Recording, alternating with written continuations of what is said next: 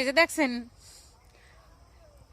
এই টুনটুনির সাউ বাচ্চাগুলা প্রতিদিন মানে এদের চাহিদার কোনো শেষ নেই, মানে খেলার সামগ্রী থেকে শুরু করে নানান প্রসাধনী সহকারে, মানে সেটা প্রয়োজনীয় হোক আর অপ্রয়োজনীয় হোক, বুঝতে পারছেন, মানে আবদারটা পূরণ করতেই হবে।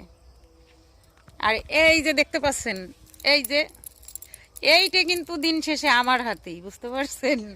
তো এইটা দিন শেষে আমার হাতে বিদায়, এইটারই কিন্তু মনে করেন যে এখন চাহিদা, এটা মানে চাহিদার কোনো শেষ নেই।